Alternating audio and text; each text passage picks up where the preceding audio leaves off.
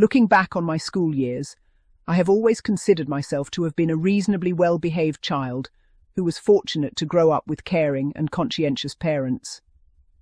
Like most children, I occasionally found myself in trouble, but it was seldom through deliberate misbehavior or persistent rule-breaking. More often than not, any punishment I received was simply part of growing up within a school system that placed great emphasis on order, discipline, and respect for authority. One lesson my brothers and I learned at an early age was that complaining to our parents about what we considered unfair treatment at school was almost always futile.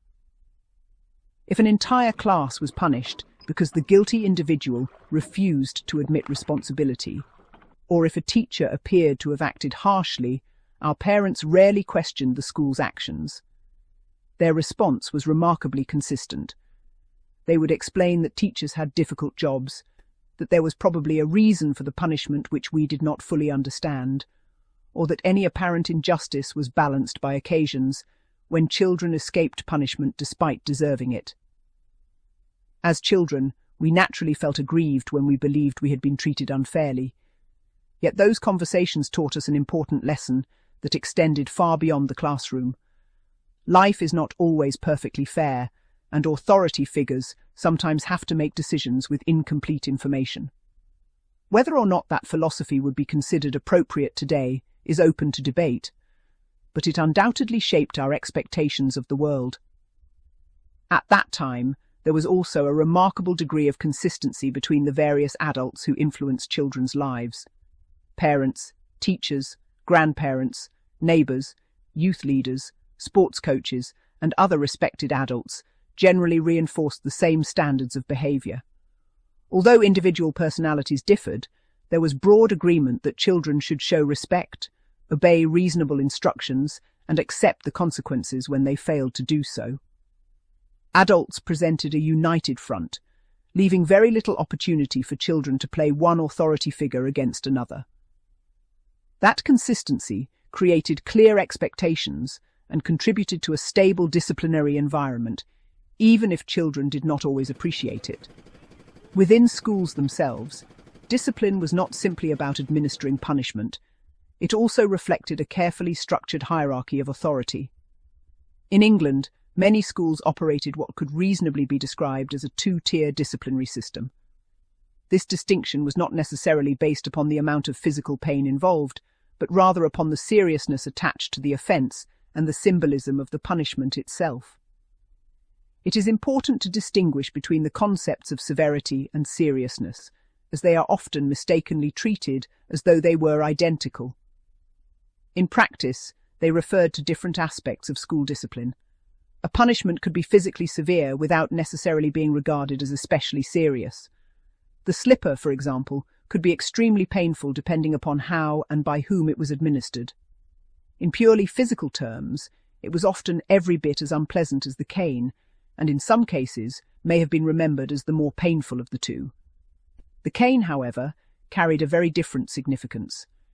It was generally reserved for the head teacher or another senior member of staff, and was used only for more serious breaches of school discipline.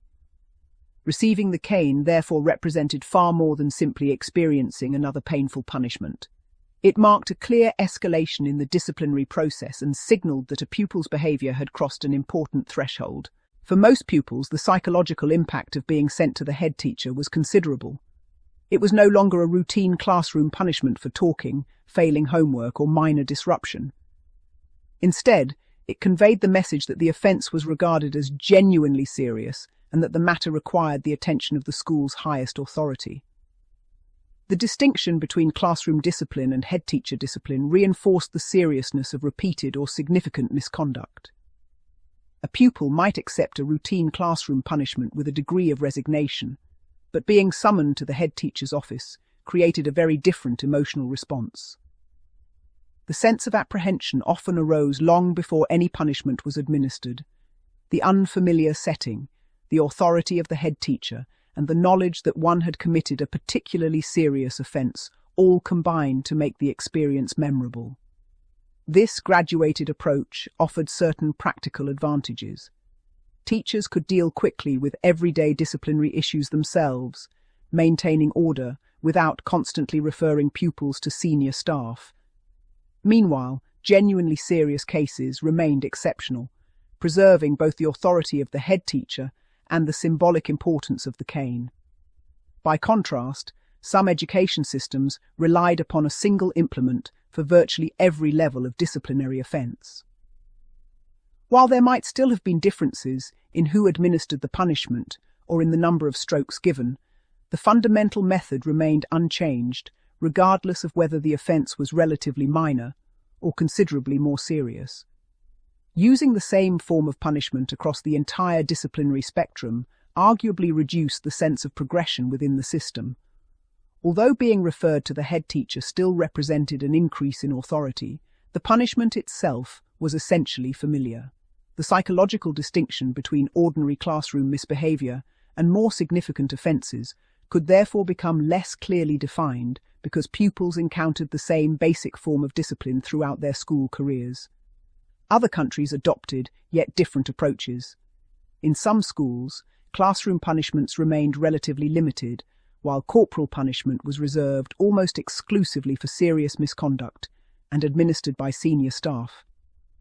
In these cases, differences in both the method and the circumstances under which punishment was given reinforced the distinction between routine disciplinary corrections and exceptional sanctions. Whatever one's opinion of corporal punishment today, it is worth recognizing that many historical school disciplinary systems were designed with a structured progression in mind. The objective was not simply to inflict discomfort, but to communicate varying degrees of seriousness through differences in authority, setting, and procedure. Physical pain formed only one part of the experience. Equally important was the symbolism attached to who administered the punishment, where it took place, and what it signified within the school's wider framework of discipline. Modern educational practice has moved away from corporal punishment altogether, reflecting changing social attitudes towards children's welfare and behaviour management. Nevertheless, examining these earlier systems provides valuable insight into how schools once sought to balance everyday classroom discipline with more formal sanctions, and how psychological factors often played as significant a role as the punishment itself in maintaining order and reinforcing authority.